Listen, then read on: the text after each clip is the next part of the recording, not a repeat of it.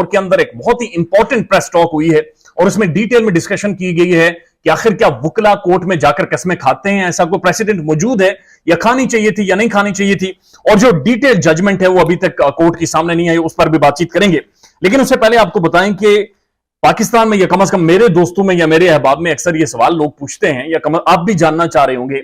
कि 6 माह हो गए हैं सारे केस को, 6 माह से ये चल रहा है, बहुत लोग थक गए हैं, बहुत लोग एग्जॉस्ट हो चुके हैं, तो अभी तक क्यों इसके ऊपर धड़ाधड़ रिपोर्टिंग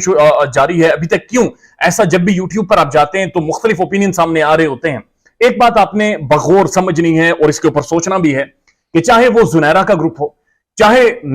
जो इस तरफ के लोग हों जो मेहदी काज़मी की बेटी के हवाले से बातचीत कर रहे हैं, यह पाकिस्तान की तारीख का 75 साल तारीख का यह वाहिद केस बन गया है कि जिसने पाकिस्तान की middle class, lower middle class, upper middle class और एक पढ़ी लिखी अनपढ़ तमाम तर क्लासेस को, तमाम तर लोगों को, चाहे ओवरसीज पाकिस्तानीज हो, एक प्लेटफॉर्म पर लाकर जमा कर दिया है, जहां पर एक बड़ी हल्दी एक डिबेट शुरू हो गई है, एक बहस शुरू हो गई है, एक आर्ग्यूमेंट शुरू हो गया है। और उस आर्ग्यूमेंट, उस बहस का बुनियादी नुकता यह है कि क्या पाकिस्तान के अंदर ह्यूमन ट्रैफिकिंग हुई है या नहीं हुई, होनी चाहिए या नहीं होनी चाहिए, हो रही है या नहीं हो रही। और जो भी आप रिपोर्टिंग देखें, चाहे कोई गालियां दे रहा है, चाहे कोई नंगी वीडियोस बना रहा है, चाहे कोई धमकियां दे रहा है, चाहे इस तरफ से कोई धमकियां दे रहे हैं, at the end of the day the point of the debate is a human trafficking. Pakistan के अंदर खवातीन के साथ जो ज्यादती होती है, जो 2 नंबरी होती है, दैट इज द बुनियादी पॉइंट जो डिस्कस हो रहा है। अच्छा, इस सारे आर्ग्यूमेंट में, इस सारे केस के अंदर इन्वॉल्व कौन कौन है, ये भी जानने और समझने की जरूरत है। पाकिस्तान के प्रोमिनेंट साफी इसके अंदर इन्वॉल्व है,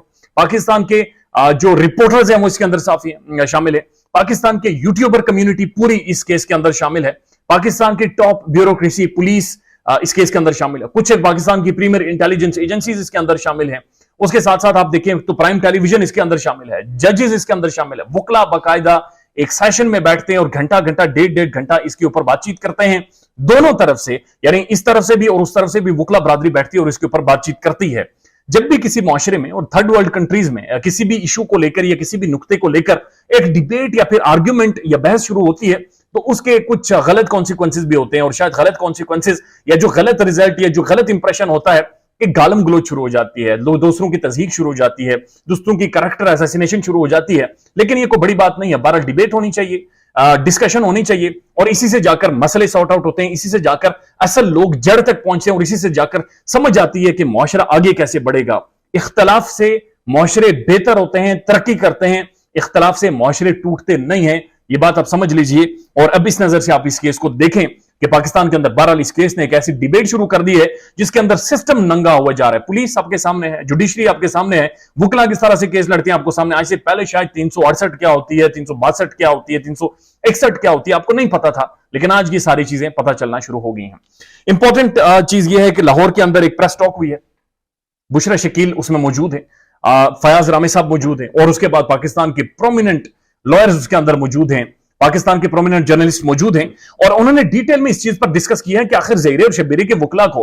क्या जरूरत पड़ी थी कि कोर्ट के अंदर उन्होंने 25 से 26 बार कसमें खाई, और जज साहब कसम खुदा की है, जज साहब कसम खुदा की वो है, जज साहब ये है, मेरी कसम ले लें, फलां की कसम ले लें, ढिमकान की कसम, लटन पटन, और एक कसमों का सिलसिला शुरू किया गया। और इतलात ये है कि या कुछ लोग अंदर मौजूद थे, 26 से 27 कसमें दफा उन्होंने कसम से ये कर, कसम से वो, कसम से कसम, बहरहाल उन्होंने भरपूर तरीके से ये इस वर्ड का इस्तेमाल किया। जब आप उस प्रेस कॉन्फ्रेंस को सुनते हैं तो उसके अंदर जो फयाज रामी साहब है या उनके साथ जो वुकला की टीम मौजूद है, जो पाकिस्तान के लीगल फ्रेटर्निटी है, जाहिर वो भी हमारे काबिल एहतराम लीगल फ्रेटर्निटी है, लेकिन जब आप उन्हें देखते हैं, उन्हें सुनते हैं, तो उसके बाद वो बड़ी डिटेल में बातचीत कर रहे हैं कि ये पहला केस है जो कि अनप्रेसिडेंटेड है, जो कि इतना गैर मामूली है, जिसके अंदर वुकला भी पर्सनली इन्वॉल्व हो गए हैं। वुकला जो कि कस्टोडियन ऑफ कॉन्स्टिट्यूशन होते हैं, कस्टोडियन ऑफ लॉ होते हैं, कानून के रखवाले होते हैं, उनका काम होता है कानून को प्रेजेंट करना, ना कि अपनी जातियात को अपने इंटेलेक्ट की बुनियाद पर, एक जाती इंटरेस्ट, एक जाती ख्याल की बुनियाद पर कोर्ट में जाकर कसमें खाकर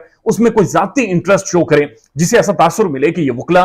कानून की बात नहीं कर रहे, बल्कि एक आर्ग्यूमेंट को लेकर, एक ईगो को सामने रखते हुए उस केस को जीतना चाह रहे हैं, उसमें अपना पॉइंट एस्टेब्लिश करना चाह रहे हैं, जो कि बहुत ज्यादा अनप्रेसिडेंटेड है। उस प्रेस कॉन्फ्रेंस को आप देखते हैं तो उसके अंदर वुकला वाकईतन ये बहस कर रहे हैं कि ये पहली दफा, या फिर जेएन कुरैशी साहब को आप सुनते हैं तो वो कहते हैं कि मैं भी बड़ा हैरान था, ये सरप्राइज था कि वहां पर वुकला बरादरी जब कसमें जजेस के सामने खा रही है, तो आखिर क्या इस बरादरी का इंटरेस्ट है, आखिर क्या वजह है कि ये लोग वहां पर जाकर कसमें खा रहे हैं। इससे रिलेटेड नहीं है लेकिन इससे डिफरेंट है। जब मैंने इकरारुल हसन साहब का इंटरव्यू किया था, जो पाकिस्तान के प्रोमिनेंट इन्वेस्टिगेटिव साफी हैं, तो उन्होंने एक बार मुझे इंटरव्यू के दौरान लाइव बराह रास्त कहा था कि जो गैंग्स होते हैं बाजों का, उन गैंग्स ने या फिर जो 2 नंबर अड्डे चलाने वाले होते हैं, उन्होंने कुछ एक अपने लॉयर्स रखे होते हैं, वो उन्हें पैसे शैसे बेचते हैं और उन लॉयर्स का काम होता है उन गैंग्स को, उन जगहों को दिफा करना एट एनी कॉस्ट। वो भी हमारे लिए काबिल एहतराम है, वो वकला भी, ये वकला भी और तमाम तर लीगल फ्रेटर्निटी हमारे लिए काबिल एहतराम है। मकसद कहने का यह है, rule of law should prevail, कानून को अपना रास्ता इस केस में बनाना चाहिए, इंस्टेड के लोग गालियां देकर इस केस में कुछ साबित करने की कोशिश करें। ख्याल रखिएगा अपना। अल्लाह हाफिज।